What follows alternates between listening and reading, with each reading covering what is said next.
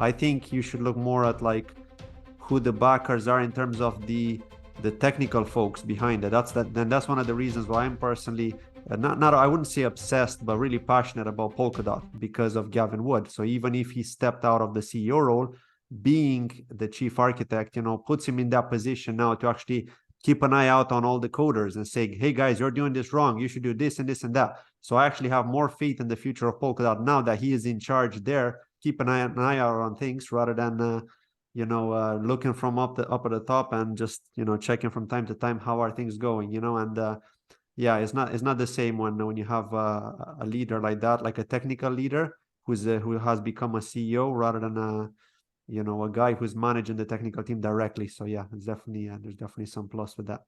But you can never be too sure at the end of the day because one of the things that we're seeing right now, and this is one of the risks that are out there, is with regards to the SEC and what they consider a security. And one of the good things about Polkadot is that the Web3 Foundation, who's a team that's managing a lot of these projects behind the scenes, with funding, helping startups, basically they're funding them so that they can kick off their projects before they get investor funding and they don't expect anything in return. So they'll just they'll only want you to submit your milestones, and then with those milestones, then they can fund you because you've submitted them and you're working on your project. So what they've actually done is they've been working together with the SEC to actually ensure that Polkadot, the dot coin, is not actually seen as a security, but as a software, which is awesome because that takes them out of the call it, where the SEC are just gonna target you and they're just gonna, cause some problems to the project. So yeah, I mean, from that point of view, that gives me a lot of peace of mind now going forward into the future and with the stuff that's going to come and with all these events that they're attending, and hopefully soon we're going to see some news with regards to their future from this Sub-Zero event that's going on right now in Lisbon, Portugal. So because the current co-founder of Polkadot, Bjorn, who's actually taken Gavin's place, is actually going to speak at that event. Ooh. So hopefully we'll find out the highlights from that event, and we'll see what they have to say. But did you just say the name of it was Sub-Zero? Yeah, Sub-Zero. It's a technical conference. It's like a dev conference in Lisbon, Portugal. So this is a nerd alert, but that reminds me of Mortal Kombat. The character, I think his name was Sub-Zero. Yeah. So I want to see a lot of people out there just dressed up in that costume. So that would be so cool. But, yeah, that would be awesome. Yeah, I know who you're talking about. Yeah. And you could do the fatalities as well. Oh yeah. Oh, okay. I remember those, or the one with Scorpion, or get over here. Yeah. Yeah. But those combos were just so hard to memorize and do. So yeah, when you were able to actually execute, it was like cool. Yeah. I'd always have my friend be like, just stand there, just let me practice my moves for like 5 times. But but okay, so another question then about DOT is, is there an incentive program? Because I know certain chains say, hey, if you have a certain amount of liquidity or if you're doing a certain amount of commits, therefore you get you're funded as a reward. Does DOT have anything similar to that? Yeah. I mean, that's how it works. But in order for you to actually get that, you need to actually submit that as a proposal to the Web3 Foundation so that they can review your proposal. And then based on that proposal, you submit your milestones. That's why in your proposal, you need to have very clear specifications of how you're going to deliver on that promise. So they're very smart when it comes to that. I mean, they don't just give funds to anyone, but of course, if you're doing something techy, I mean, you don't need to have a token or a coin behind it. And if you don't have it, it's actually better for you. You have more chances to get funding. So that's why, like, to me, I just really like the way the whole system works. It's awesome. But I would have to say that, like I said on your channel as well, that with the crowd loans, the sentiment is kind of low right now. So the crowd loans are definitely, and the parachain auctions are definitely not the go-to when it comes to Polkadot right now.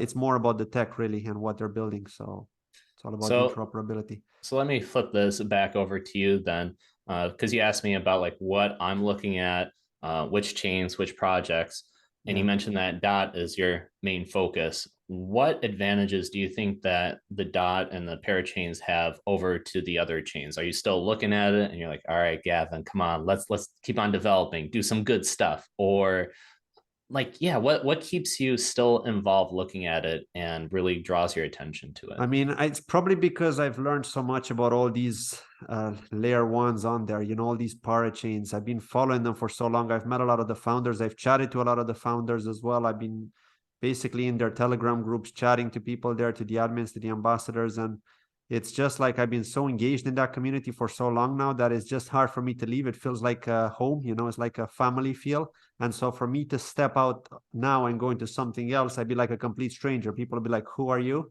You know, whereas here I'm, at least people know who I am, you know, and it actually feels good when you attend these events. And that's why I was asking you about Phantom. I mean, do you feel like that type of guy now, that if you were to attend one of these Phantom events, the people would say like, oh, we know you, Mark, we know who you are, great, thank you for supporting us, you know, I'm really looking forward to, like, do you think you'd see that as well, or?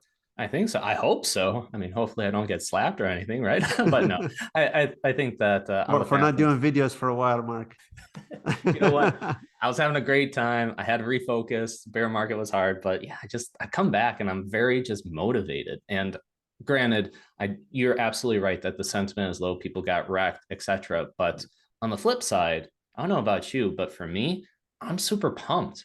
I'm like, dude, there's not a lot of people here. There's not a lot of noise. This is the perfect time to do the research, share with the audience, see who are the real OGs that are in here, and network with people such as yourself, who's providing a lot of amazing content, which, by the way, if you love Cryptos Chain, make sure to give a like and subscribe. Yeah, I'm going to chuck that out there. Thank you, But thank you. The yeah, like is but very important, and also the comment. It helps with the algorithm. So please consider doing that if you don't mind. yeah, absolutely.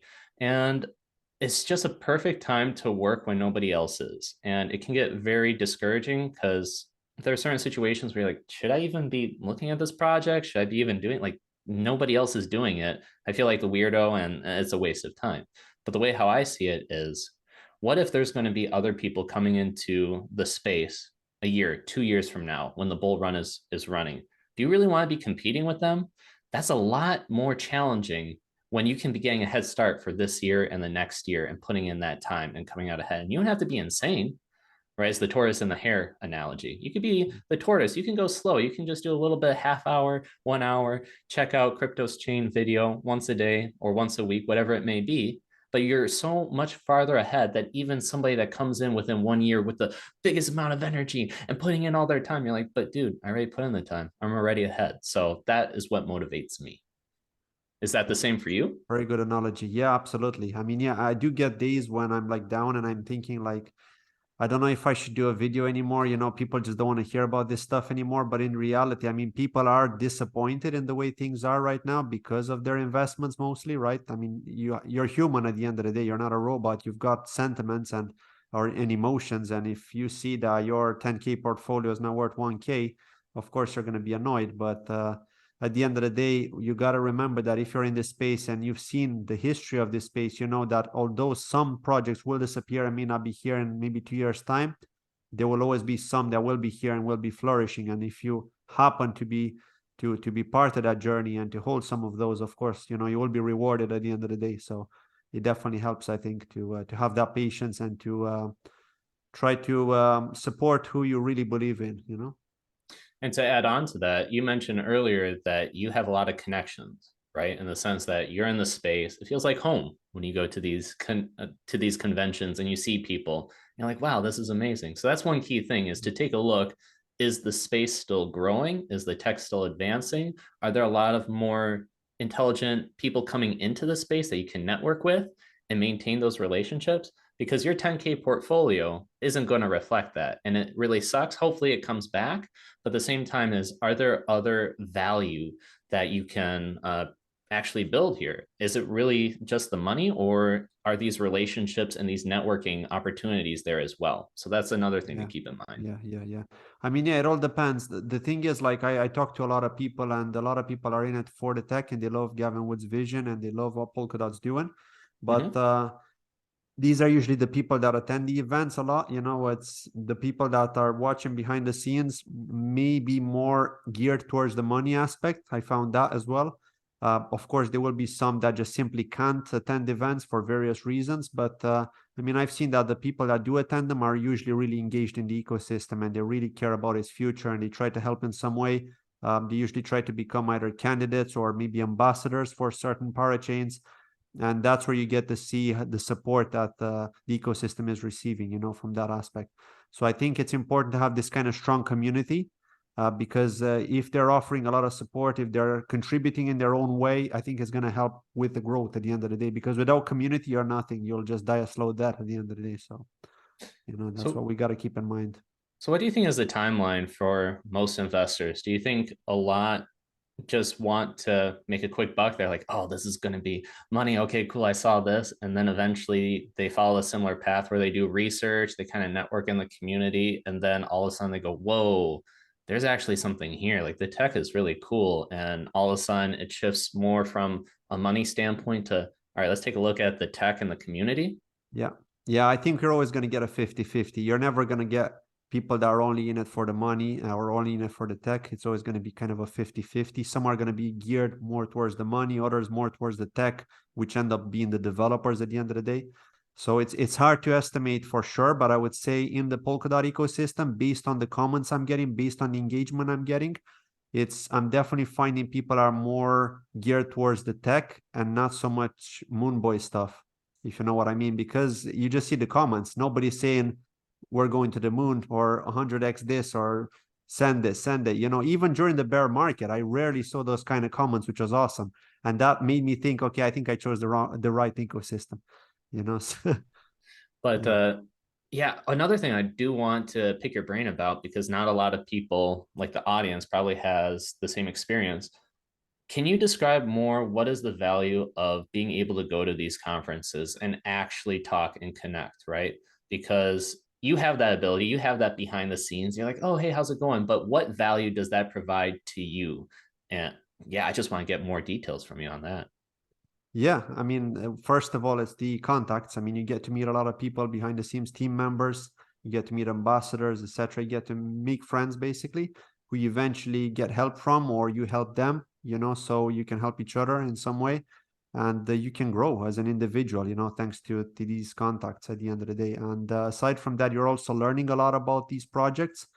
Because you can actually hear it straight from them right there and then, and you can ask questions if you want, and you can ask questions after the speech as well. Like a lot of these founders are usually really open to discussing with the community after they talk on stage, which is awesome. They don't just like go off somewhere and go into their little VIP zone and then ignore the community. They actually come and have a coffee with people, and they get surrounded by folks. And I really like that. It's you get that really strong family community feel in this ecosystem. You mentioned that you went to some of the dot conferences. Where are they and how often do they happen? Do you have any tips as to somebody's interested to go to these conferences in general? What's the etiquette? What is some tips, even if it's not for dot? Yeah, I mean, all you have to do is basically Google the name of the ecosystem, and you'll usually, and obviously search for the word conference or event, and then they'll usually come up, and then you get a list. This is like if you're completely new and you've no idea who to contact to begin with to actually know about these conferences, because if you're already part of a community, then you usually hear about it from them, as people will usually share the link and just say, hey, this conference is going to happen on this date. Are you interested in going? But if you're completely new and you don't know who to contact or how you can attend these, I mean, you just Google for it, project name, conferences, your country maybe, or nearby countries, whatever in the same region where you are. Like, for example, for me, like I prefer to go in Europe because it is closer for me. But like people in the US, like yourself, I mean, would usually search for conferences there. So, I mean, just, yeah, Google that and you can usually find it. Like the Polkadot one, which is called Polkadot Decoded, happens once a year, and that's across the globe in different locations. So, and there's also the virtual conference as well. So if you can't attend from anywhere, you just log in, set up an account there on Eventbrite is the name of the website. You set up an account there and just join, and that's pretty much it. You can watch the live conference from any of those locations, which is pretty cool. Do people from, let's say, the dot community attend other conferences as well, such as the Ethereum conferences Yeah. and vice versa? Yeah, It's some not of like them do. segregated, right? Some of them do. Yeah, some of them do, because you'll always get like some teams who have some ties to maybe Cosmos, to maybe Solana, even Avalanche. So you'll always get some people that have ties to those, and they will attend conferences. And obviously, as an investor, Not every person that's heavily involved in DOT only invested in DOT. Some of them are invested in Avalanche, in Cosmos, and so you'll see them, take part in those events as well and stay up to date with that. Like you get that family feel, a community feel, and you want to stay here for that rather than for the tech and for the socializing aspect of it, rather than just for the money.